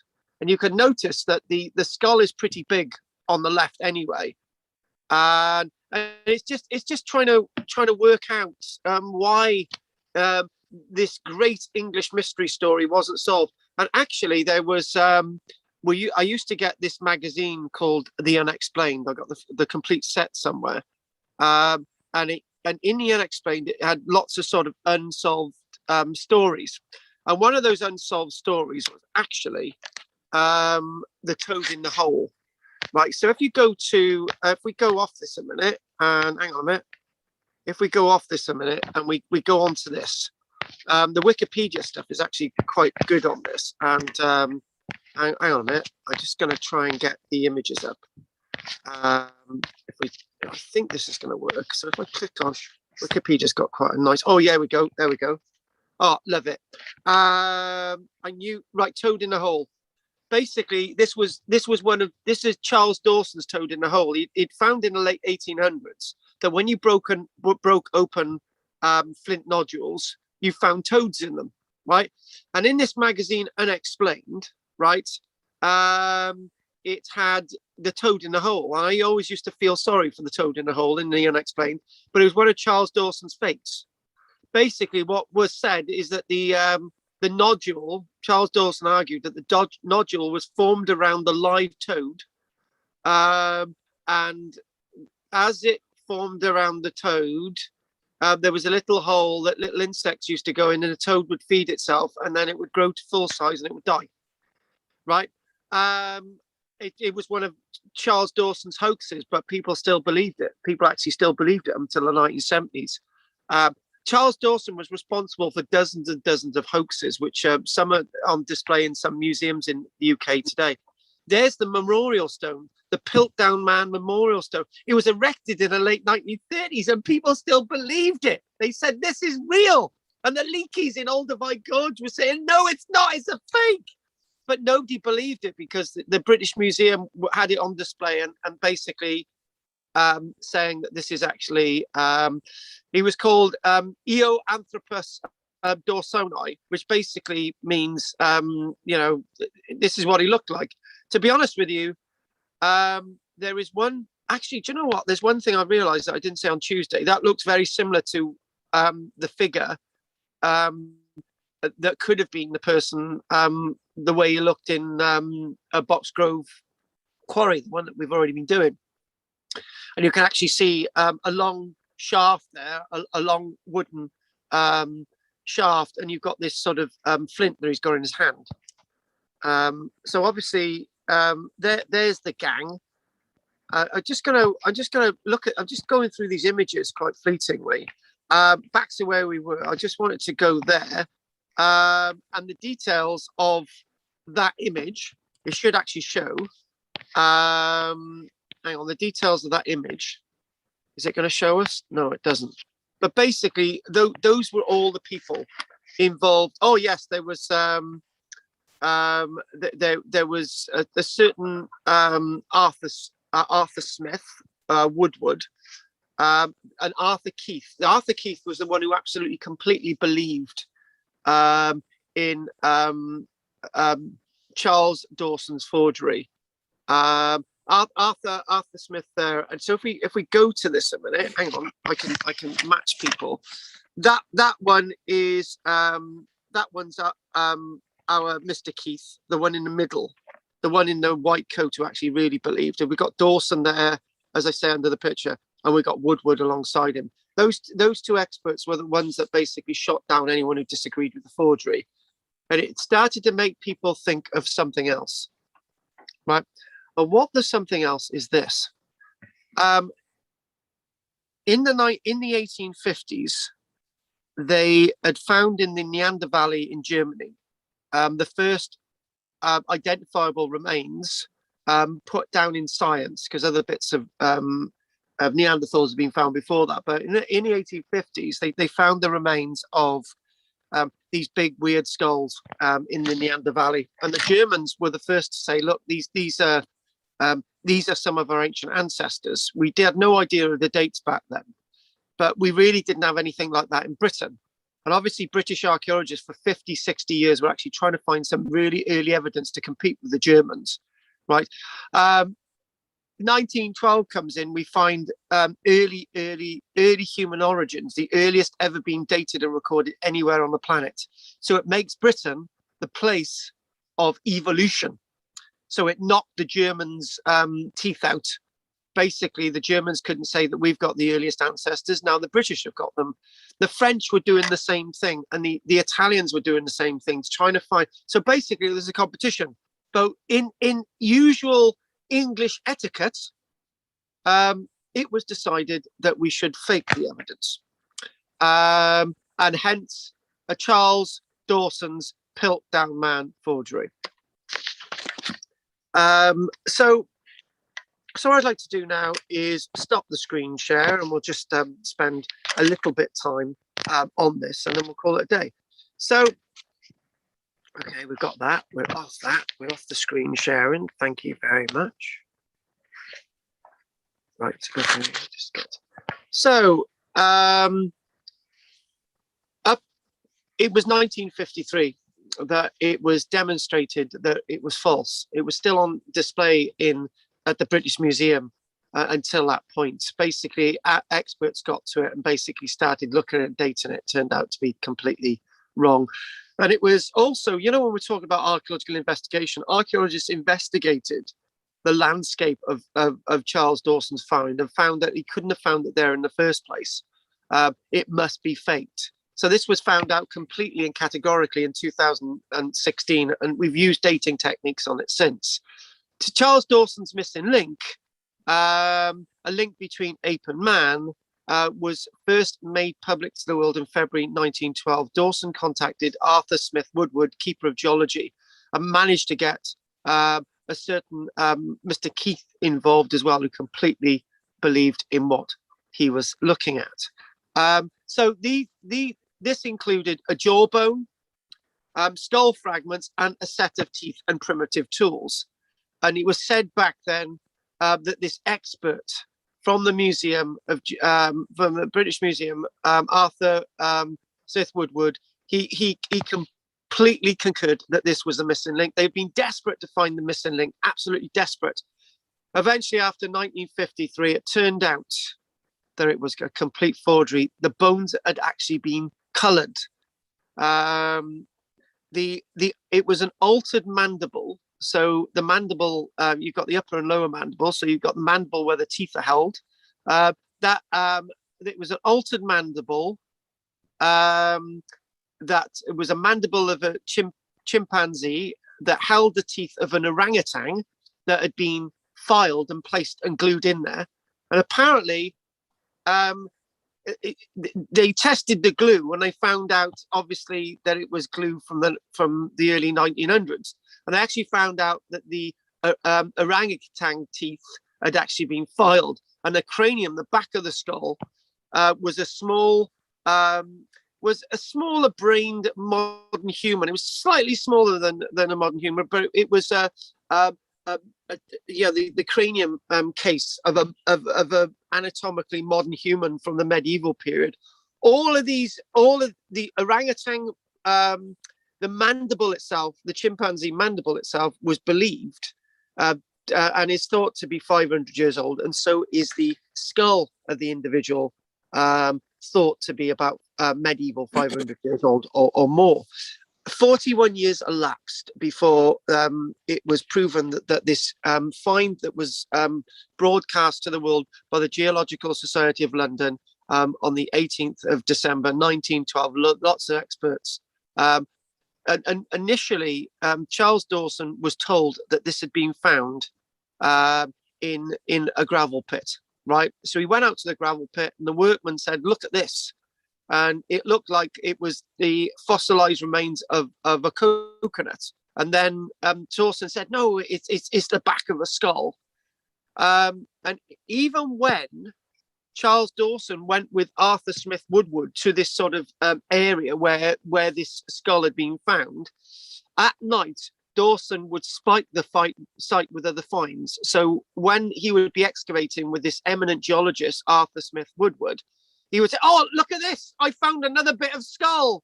And the problem is, this is the problem. The gravel pit itself. Charles Dawson said that everything had more or less been found in the gravel pit spoiled, rather than actually within the. That should have sort of shown that this was actually faked. The jawbone, the mandible, was actually from a young chimpanzee. So a young chimpanzee sort of fitted within the skull of the hominid, again from about 500 years old. So it was said then by Arthur Woodward in 1912 that this represented the missing link. It's a link between apes and humans who's got both ape-like and human characteristics. And basically the human brain had already been evolved, and then basically all it needed was the frontal bones to change, and then you'd have a modern human. That's what was argued. Professor Arthur Keith is actually shown in the picture, completely believed this as well, because he wanted to believe it. He wanted for science in this country to have revealed that this was actually the real thing. But the strange thing is, it was there's an association with Arthur Conan Doyle. It may have been that it may have been that the likes of Dawson, he may have genuinely found these things, right? But Arthur Conan Doyle had spiked them on the site. So in other words, instead of Charles Dawson actually spiking stuff on the site, as I've already said, it may have. Some actually say it could have been Arthur Conan Doyle. And it's also said that a French expert, a guy by the name of Teilhard de Chardin, who's a geological expert from France, he may have actually faked the evidence as well. But unfortunately, it was a joke that went on for 41 years, and it was something that probably got very much out of hand.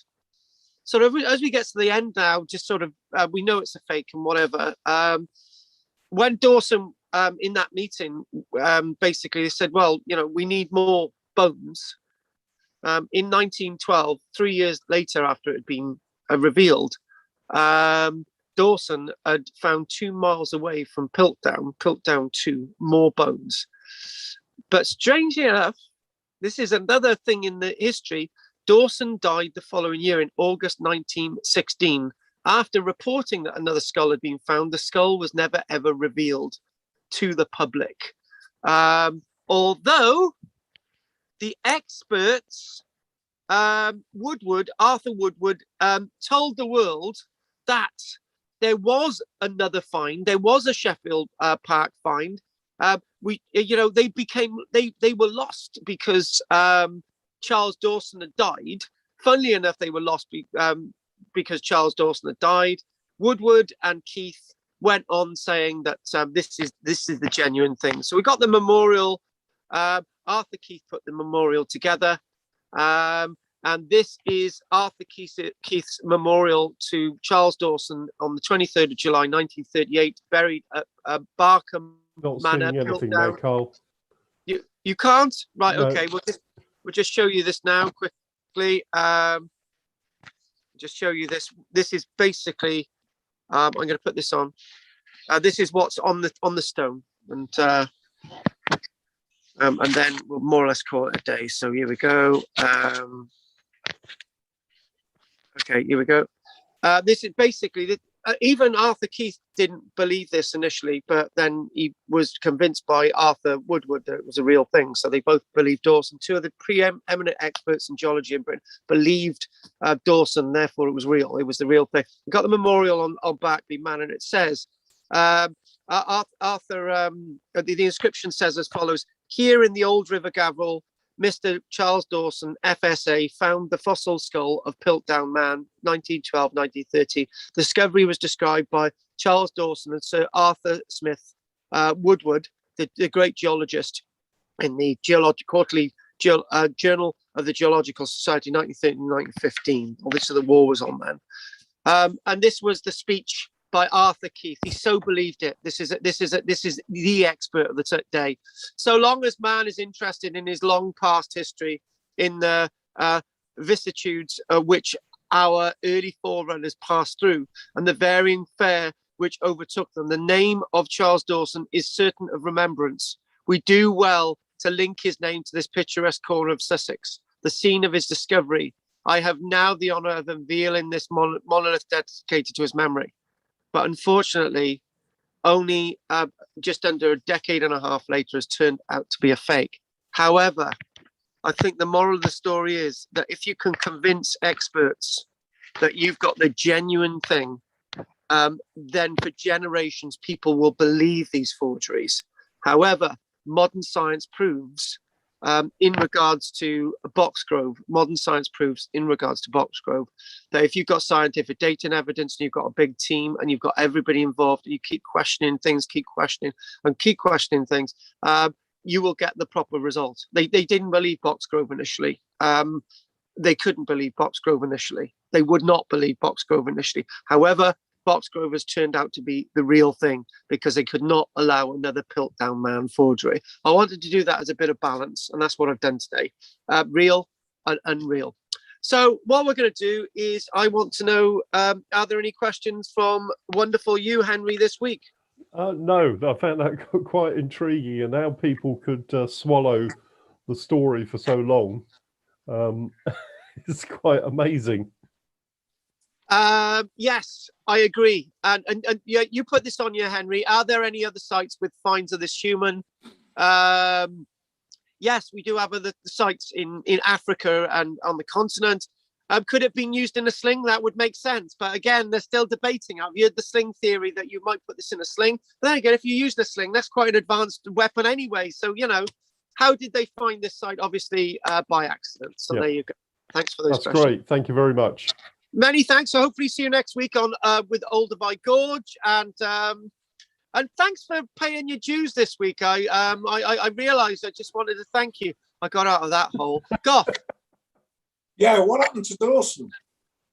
He died. He died in August 1916, but he had that memorial erected in 1938, and he's totally credited then, I suppose, by his peers.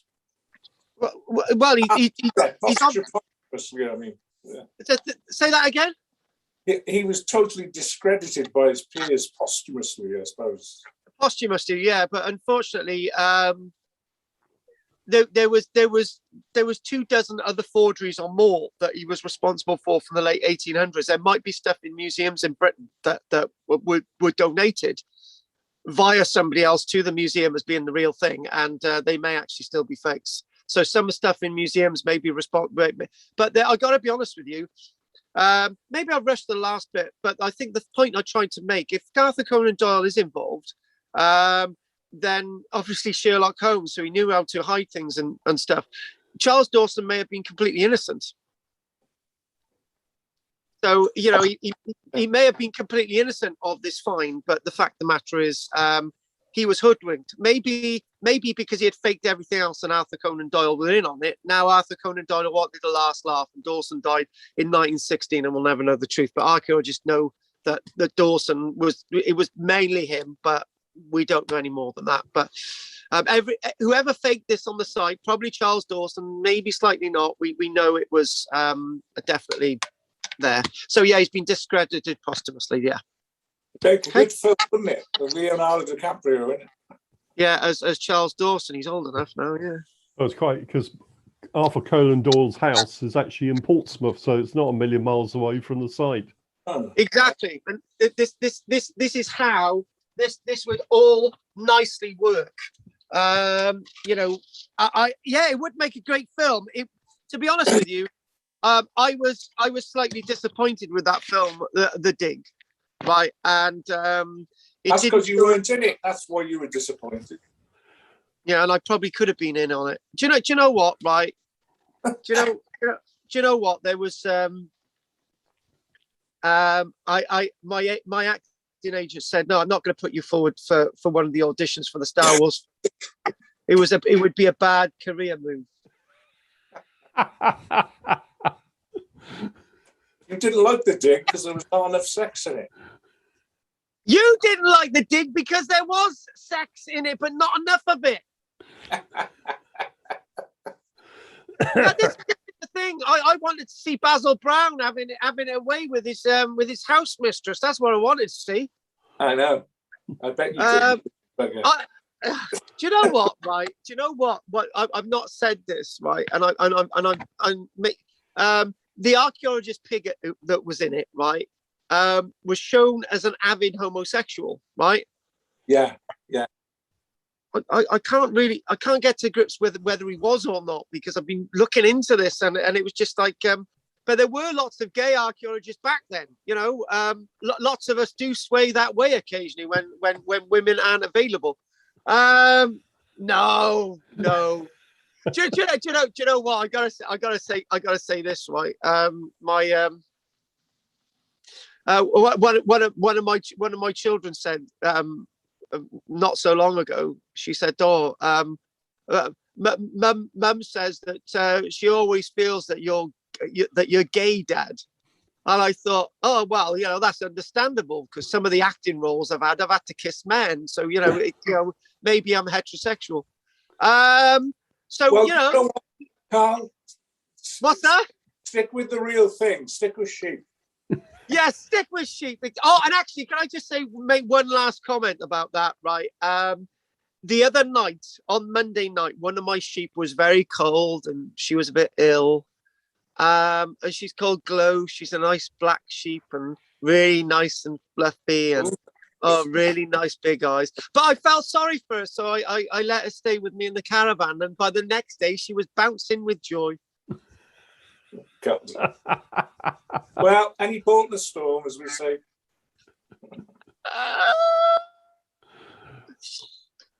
On that note, folks, I'm looking forward to seeing you next week. And Henry and Goff, I look forward to it, and a lot more. Maybe because we've got a family involved, right? A loving family, and whilst they're excavating, they all these children are produced, right? Maybe we could have a bit of sex and intrigue in that one next week. You write the script. Bye-bye. Bye-bye, Goff and Henry. Bye. It's been a pleasure. See you next week. Take care. Bye. Bye-bye. Bye. Bye-bye. Bye-bye. Have a good one. I will have a good one. Take care. Bye. Bye. Bye. Thank you very much for watching, guys. Do you know what I'm thinking? Can you charge your computer up using a USB stick from the van? You might be able to. Anyway, thanks for watching today, and we'll go from there. Thank you very, very, very much. Thank you very much. Thank you very much. Thank you very, very, very, very, very much.